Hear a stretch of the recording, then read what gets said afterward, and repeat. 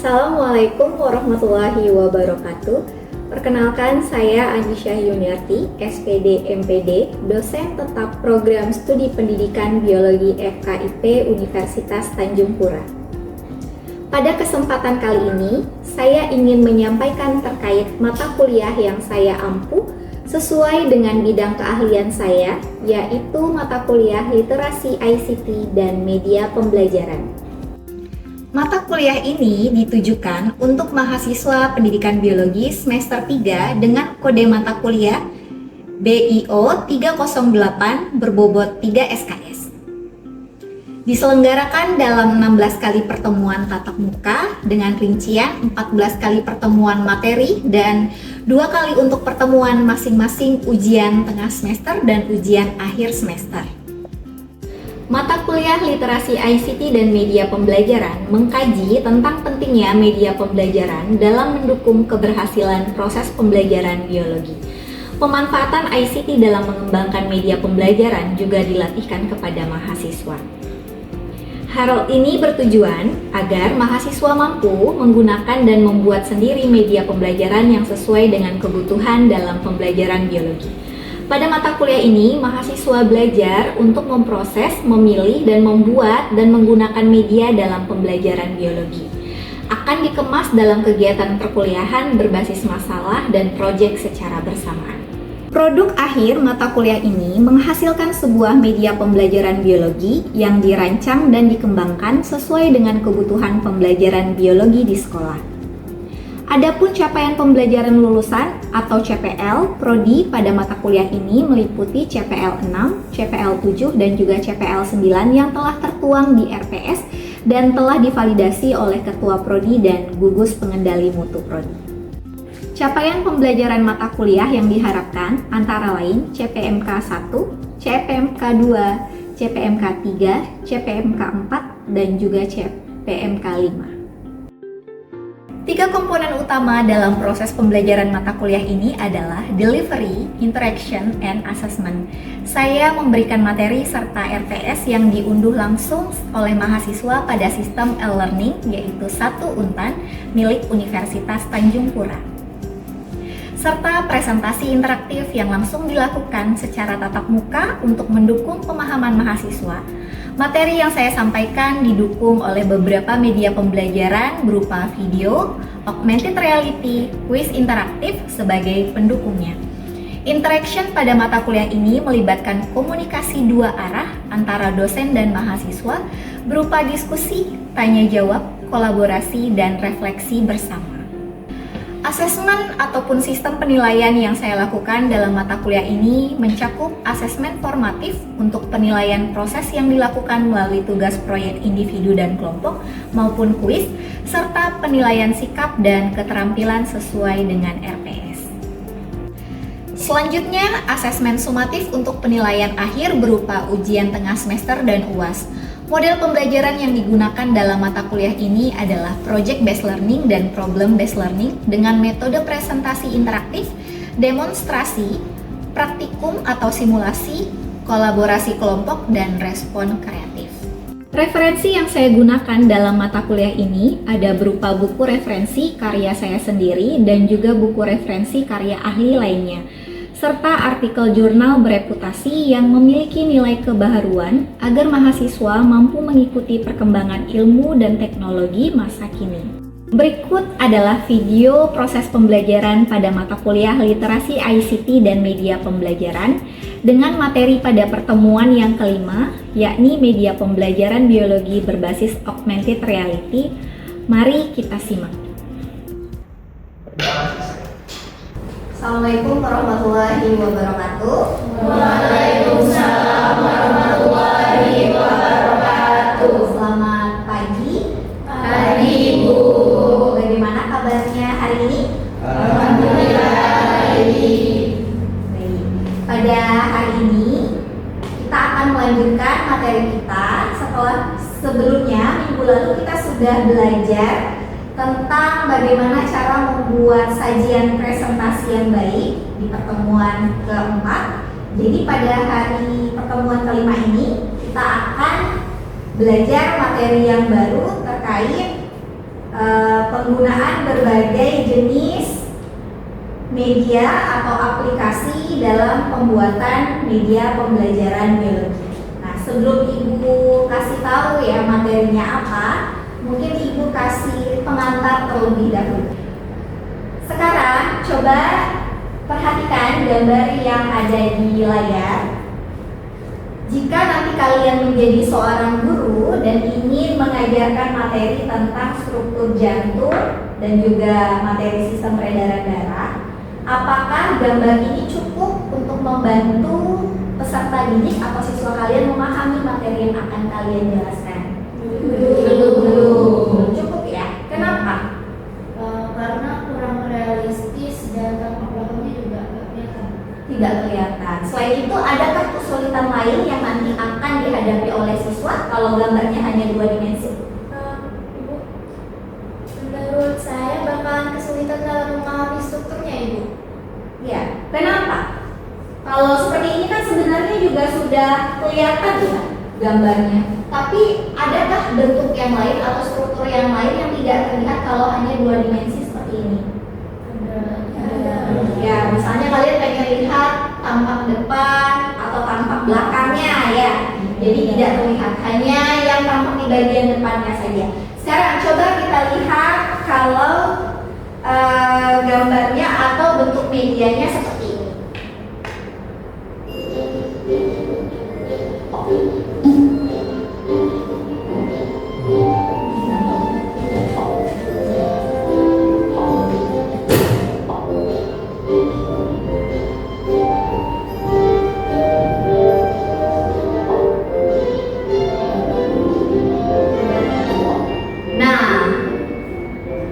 Bagaimana menurut kalian? Apa bedanya dengan gambar yang pertama tadi? Tadi gambar jantung, ya kan ya? Ini juga jantung juga sama, tapi apa bedanya media yang sebelumnya dengan media yang ini? Oke, ada yang bisa bantu? Saya, Bu. Ya, silakan Claudia. Boleh, kita bantu dulu mikrofonnya. Ya, silakan. Jadi menurut saya kalau misalkan gambar yang pertama tadi itu dia kan tidak tampak belakangnya, hanya tampak depan saja. Jadi kan pembelajaran biologi itu abstrak ya, Bu. Kita perlu media pembelajaran yang lebih realistis. Contohnya seperti media pembelajaran ini itu kita tidak hanya bisa melihat tampak depannya saja, tetapi bisa diputar, bisa ke bawah, ke atas, sehingga siswa itu dapat lebih membayangkan secara fakta atau real gitu, Bu, pembelajarannya. Oke, baik. Terima kasih Claudia. Tepuk tangan dulu Claudia. Terima kasih juga dari untuk Najwa dan Diva yang sudah membantu untuk menjawab ya.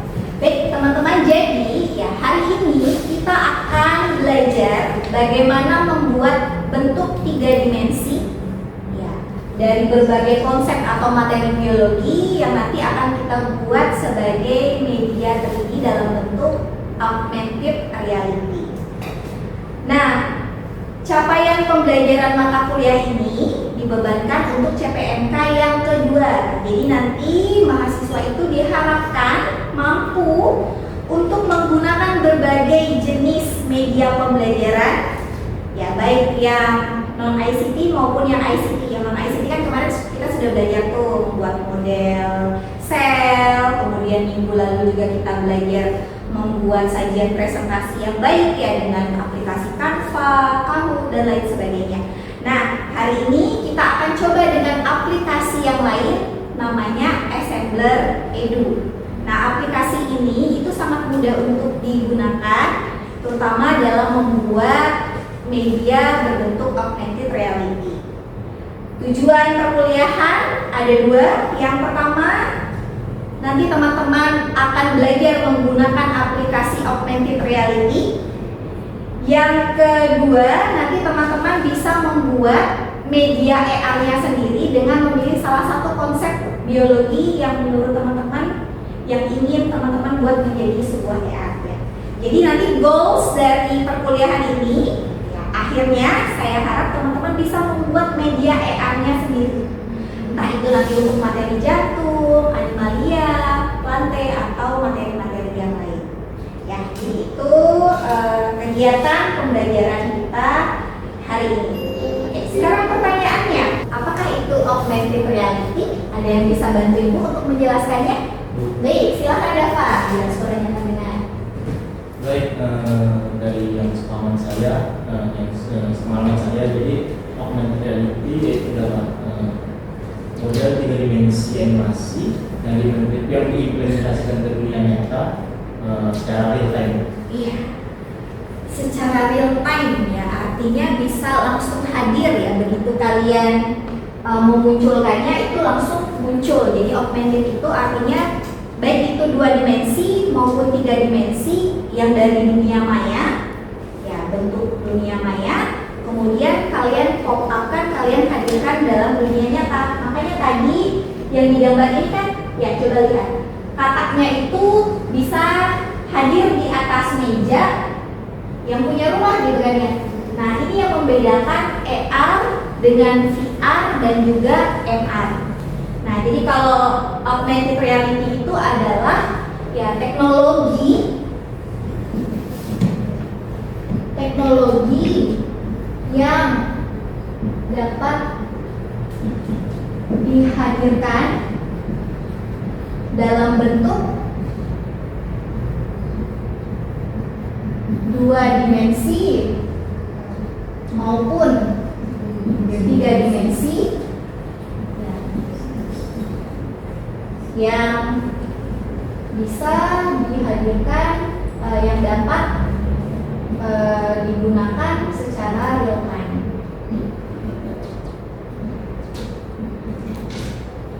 Ya. Dari dunia maya ke ruang nyata. Sehingga seolah-olah animasi atau bentuk 3 dimensi itu hadir benar-benar di depanmu gitu. Secara langsung, secara saat itu juga.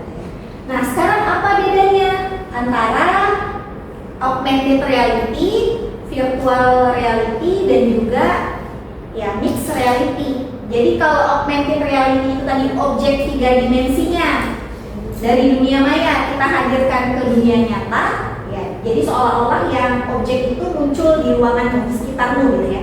Tapi kalau virtual reality itu kamu menggunakan alat bantu khusus yang seperti Google Glass yang seperti ini, gitu ya. Kamu gunakan, kamu seolah-olah masuk ke dunia virtual, dunia yang berbeda, bukan dunia nyata seperti ini. Sehingga ruangan yang muncul di situ juga ruangan virtual, gitu ya. Tidak realistis ya. Bisa macam-macam, bisa seolah-olah lagi di lab atau di hutan atau di lokasi tertentu. Nah, objek animasinya bagaimana? Nah, objek animasinya juga langsung di dalam ruang virtual itu. Misalnya, kamu menggunakan VR untuk uji coba simulasi lab. Misalnya, kamu di lab virtual, kemudian aktivitasnya kamu klik drag and drop, itu juga virtual. Beda kalau AR tadi, objek 3D-nya, animasinya itu dihadirkan dalam dunia nyata. Nah, kalau mixed reality itu gimana?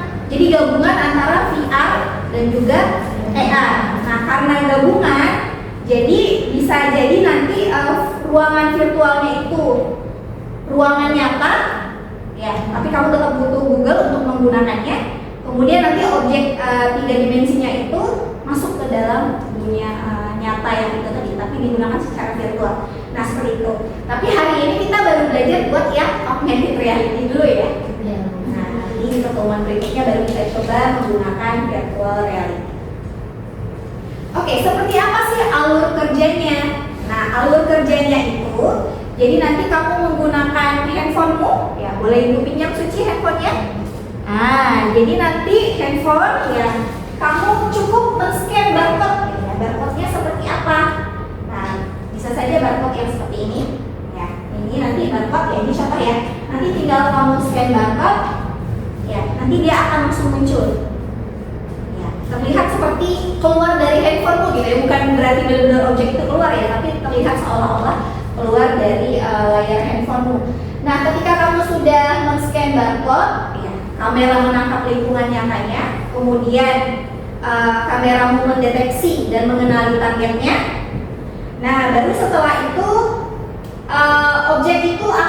diposisikan atau diorientasikan untuk bisa hadir. Ya, jadi objek mayanya tadi muncul di dunia nyata. Ya, sehingga objek virtual yang tadi itu nanti akan kelihatan gitu ya, seperti ini. Ini kan contohnya lemak sel gitu ya. Kalau di materi biologi sel kemarin juga ada ya, ibu kasih lihat ya. Nah, contoh bagaimana sih penggunaan EA itu di dalam pembelajaran biologi. Nah, salah satunya topiknya sehingga terlihat interaksinya secara real time. Jadi kamu bisa putar gitu ya, bisa putar, bisa klik, bisa perbesar dan seterusnya. Nah itu. Kemudian, ya, kenapa sih harus augmented reality gitu ya? Thank you, Sisi. Kenapa? Dalam mata kuliah media pembelajaran literasi ICT ini perlu mahasiswa itu dibekali dengan membuat media 3D dan augmented reality. Kenapa kira-kira? Bisa nggak kalau anak-anak di sekolah itu belajarnya nggak perlu yang 3 dimensi beginilah? Tidak bisa. Kenapa? Kenapa tidak cukup? Menurut saya di pembelajaran biologi itu banyak yang memang masih abstrak ibu. Jadi Materi yang abstrak itu seperti apa sih? contohnya tadi mungkin yang jantung, kita lihat bagaimana peredaran jantung itu bekerja dalam tubuh manusia, tubuh kita. Nah itu mungkin tidak bisa dilihat dari struktur dalam jantung itu bagaimana, pembuluh darahnya itu bagaimana bekerja, katup-katupnya bagaimana. Nah di situ itu memperjelas konsep-konsep abstrak seperti itu. Dan juga menurut saya adanya AR ini membuat pembelajaran biologi itu lebih interaktif lagi ibu, sehingga siswa-siswa ketika belajar biologi itu mungkin bisa memiliki motivasi yang tinggi. Jadi pembelajaran biologi bisa menyenangkan. Baik, benar. Terima kasih Suci. Ya, jadi AR ini hadir untuk membantu guru ya, bukan untuk mempersulit guru. Ya, jadi saya harap teman-teman tidak apatis terhadap perkembangan teknologi. Suka tidak suka, yang murid zaman now senang dengan media yang seperti ini. Tapi sekarang bagaimana caranya kita memanfaatkan apa yang mereka sukai itu menjadi sarana kita untuk transfer knowledge untuk mereka, ya kan? Nah, karena materi biologi itu banyak yang abstrak, ya, bukan hanya jantung, sel, ya, sistem organ, kemudian mekanisme fotosintesis, mekanisme sistem silem dan phloem di dalam tumbuhan, ya, peredaran air, peredaran hasil fotosintesis itu semuanya abstrak gitu ya. Jadi hampir sebagian besar materi biologi itu abstrak. Karena sesuatu yang abstrak itu mempersulit ya, atau menyulitkan siswa untuk memahami konsep yang ingin kamu sampaikan. Ketika kamu bantu mereka dengan visualisasi yang lebih baik, ya, visualisasi yang menarik, dan bisa langsung dia otak-atik, ya, dia putar sendiri, dia klik sendiri, dia zoom, dia drag and drop. Nah, itu dia terlibat secara langsung di dalam pembelajarannya. Sehingga tidak hanya membantu menyampaikan materi yang abstrak tadi, kamu juga mengajak dia untuk senang belajar. Nah, itu yang sulit ya, membuat siswa itu senang belajar. Nah, tapi ketika kamu bisa masuk ke dalam dunianya dengan memanfaatkan teknologi ini, satu hambatan sudah bisa terlewati. Ya, jadi bisa interaktif dan kolaboratif. Jadi selain visualnya yang menarik, bisa memperjelas konsep yang abstrak dan juga interaktif dan kolaboratif. Oke, contohnya apa penggunaan AR ini? Ya, dalam pembelajaran biologi ya yang inovatif, kita bisa menggunakan AR ini untuk berbagai hal. Contohnya, misalnya menjadi alat peraga. Ya, jadi augmented reality ini bisa dimanfaatkan sebagai alat peraga. Apa maksudnya alat peraga?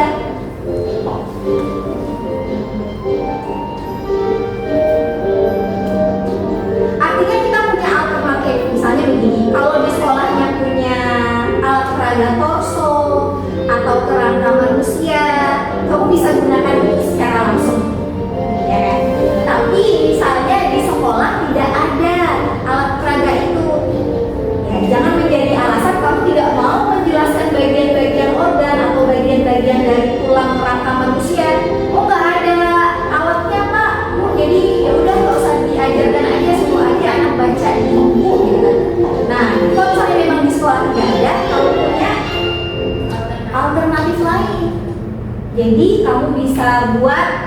alat peraga misalnya kerangka manusia. Jangan kamu kasih keterangan misalnya ini bagian kepala apa aja komponennya, bagian tulang dada apa aja komponennya, tulang lengan apa aja komponennya, kaki apa. Jangan, biarkan saja mereka yang membuatnya sendiri. Ya, nanti mereka yang cari tahu. Nah, itu bisa juga.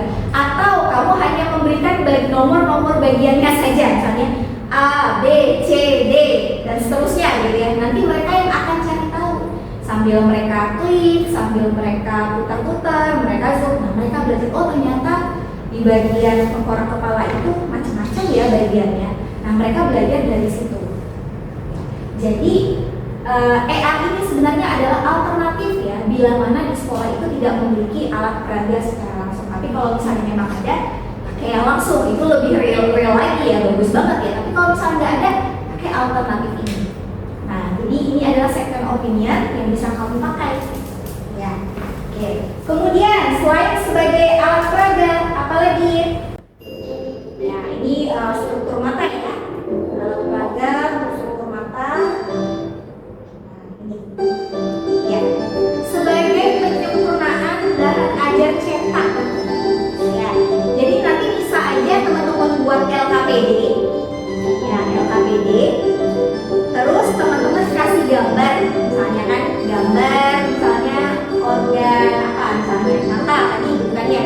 Tapi belum ada bagian-bagiannya. Nanti perintahnya di LKPD itu adalah tolong berikan atau cari tahu apa saja bagian-bagian dari mata. Ya, teman-teman kasih aja gambar di LKPD-nya, gambar mata, nanti mereka scan. Ya, nanti itu akan pop up, langsung muncul. Atau bahan ajar pelengkap RPP. Ya, jadi mereka walaupun ada buku cetaknya, tapi untuk melihat gambar bentuk 3 dimensinya dia melihat ER aja dari handphonenya. Nah, jadi lebih menarik. Kalau biasa kan buku cetak itu hanya gambar 2 dimensi kan, kamu combine. Ya, jadi kalau ER ini nanti bisa pakai barcode atau pakai barcode khusus. Pakai barcode khusus artinya pakai gambar tertentu yang nanti udah kamu selipy dengan ER. Jadi pas dia scan gambar itu yang muncul adalah langsung ER-nya. Oke, kita langsung saja ya. Setelah ini kan kita bentuk kelompok ya, tapi ibu kasih simulasi dulu 1 kali, baru setelah itu kita bentuk kelompok ya. Nanti kamu di kelompoknya masing-masing. Sebentar, kita simulasikan.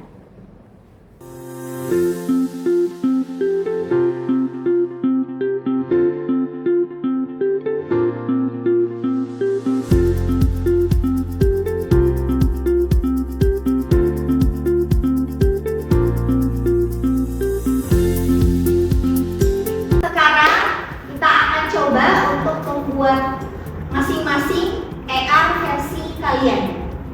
Karena ada berapa orang nih? 1, 2, 3, 4, 5, 6, 7, 8 ya, ada 17 orang. Kita buat 3 kelompok besar saja, nanti masing-masing kelompok mempresentasikan hasil ER-nya. Silahkan berkelompok sesuai dengan kelompoknya masing-masing.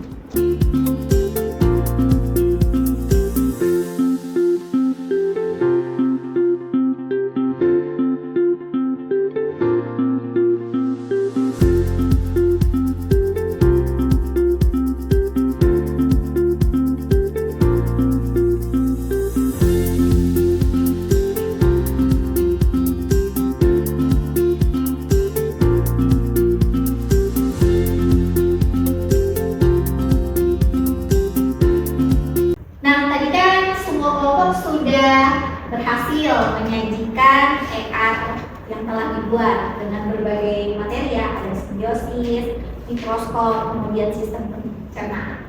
Menurut kalian, misalnya nanti kalau kalian sudah jadi guru, apakah kalian bisa membuat media ini sendiri kemudian diterapkan di kegiatan pembelajaran di sekolah? Yang sudah kita lakukan tadi, apa yang dapat teman-teman simpulkan?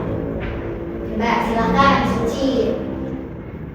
Kalau dari saya tadi, penggunaan ER ini banyak sekali Bu manfaatnya. Tadi kita sebagai alat peraga, misalnya alternatif dari satu sekolah yang misalnya tidak punya alat peraga secara yang wujudnya asli itu ER ini manfaatnya tadi alternatif sebagai alat peragaan, yang kedua tadi sebagai penyempurnaan bahan ajar digital. Jadi AR itu dia dapat membantu pembelajaran itu lebih interaktif, Bu. Artinya pembelajaran itu dapat dirasakan langsung oleh siswa sehingga tidak membosankan. Kemudian juga visualisasi 3D-nya itu lebih real gitu. Jadi sehingga pembelajaran yang abstrak tadi dari konsep biologi itu dapat dirasakan secara realistis dan real time. Oke, baik. Demikian tadi pembelajaran kita hari ini. Mudah-mudahan teman-teman bisa mengambil banyak pengalaman yang dapat digunakan nanti di masa mendatang. Terima kasih sudah menyimak dengan baik. Ibu tutup. Assalamualaikum warahmatullahi wabarakatuh. Waalaikumsalam warahmatullahi wabarakatuh.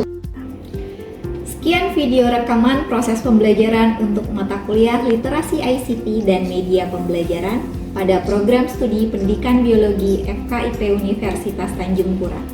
Video ini digunakan sebagai salah satu syarat penyusunan dokumen pernyataan diri dosen dalam unjuk kerja Tridharma Perguruan Tinggi atau PDD UKTPT.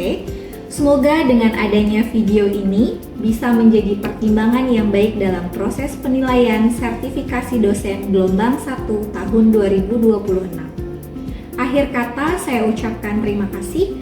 Wassalamualaikum warahmatullahi wabarakatuh.